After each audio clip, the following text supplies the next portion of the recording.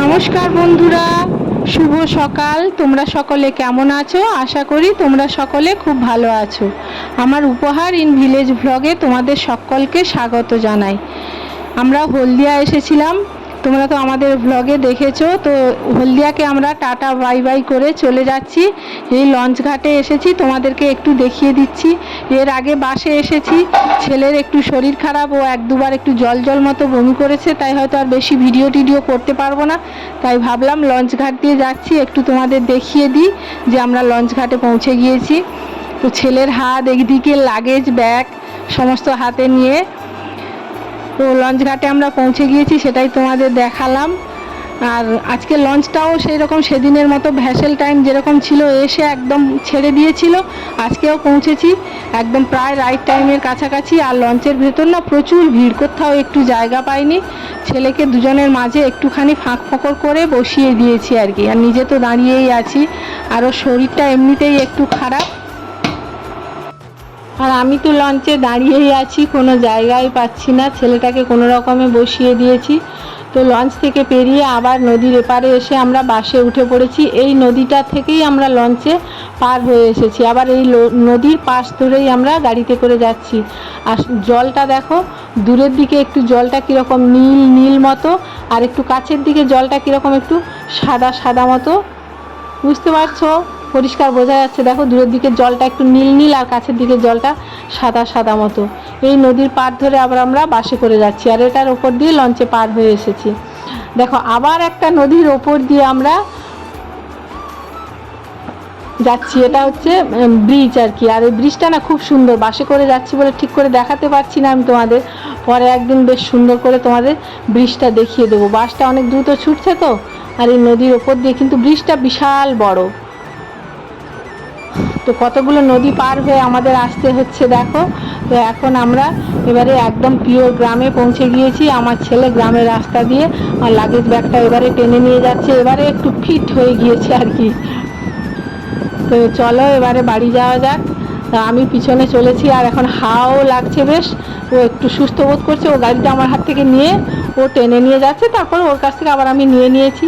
এটা পরের দিন সকাল, ওদিন আর ভিডিও করা হয়নি। এমনিতে ওরও শরীরটা ভালো ছিল না, আমারও ভালো ছিল না, আর সারাদিন আমি আর ভিডিও টিডিও কিচ্ছু করিনি।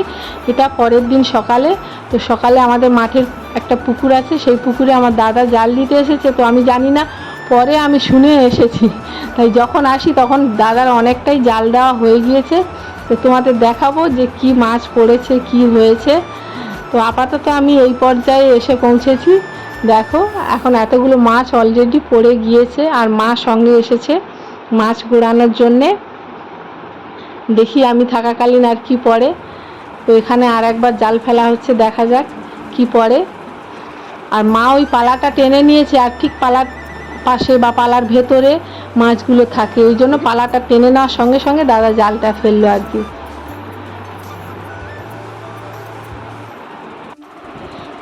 এবারে এখানে শুধু এই মৌটি মাছ পড়েছে, মৌরলা মাছ। এমনি আমরা মৌটি মাছ বলি, মৌরলা মাছ বলি, অনেকে আবার মোলা মাছ বলে। বিভিন্ন জায়গায় বিভিন্ন রকম নাম, অঞ্চল ভিত্তিক নাম হয় বিভিন্ন জিনিসের, মাছেরও অঞ্চল ভিত্তিক নাম হয়। তো আপাতত কিছু মৌটি মাছ পড়েছে। তো দাদা আর একবার ফেলেছে, দেখা যাক এবারে কি পড়ে।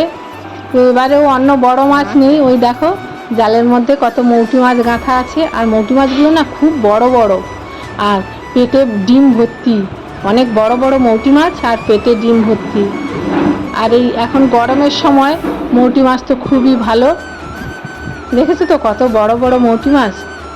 তবে একসঙ্গে যে খুব অনেক অনেক পড়ছে তা নয়, 4টে 6টা 8টা 10টা 12টা এরকম করে করে মোটামুটি হয়ে যাচ্ছে অনেক।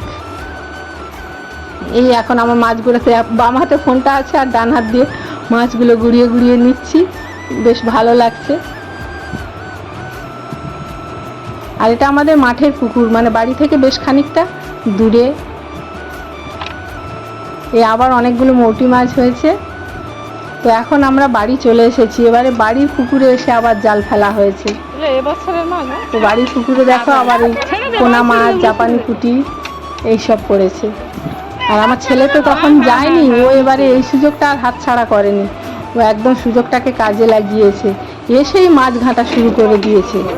ও এত ছোট থেকে এত মাছ ঘাটে, এসেই মাছ ঘাঁটা শুরু করে দিয়েছে। আর পুকুর পাড়ে একটা ফুল গাছ দেখো কি সুন্দর ফুল ফুটেছে।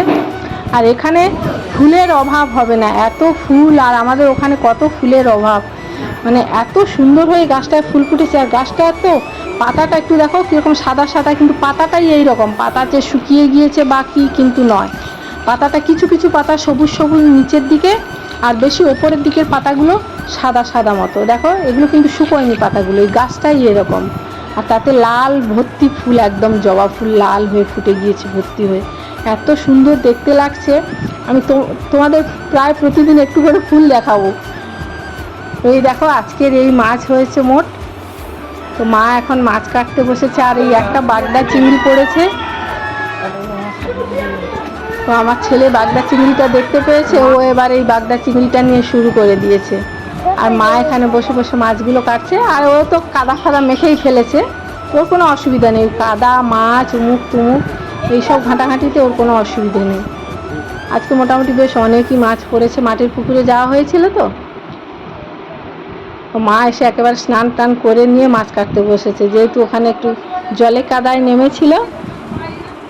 আর আমার ছেলে এই সুযোগটা আর হাতছাড়া করছে না, ও সুযোগটা একেবারে মানে সদ্ব্যবহার করছে, কাজে লাগিয়ে দিচ্ছে। আর ও মাঠে যায়নি বলে আর বেশি করে আমার সঙ্গে ওই সব বলছে আর করছে, আমি বেশি বেশি ঘাঁটবো, বেশি বেশি কাদা ঘাঁটবো, বেশি বেশি মাছ ঘাঁটবো। তো এখন মাছ ঘাঁটছে, ঘাঁটুক।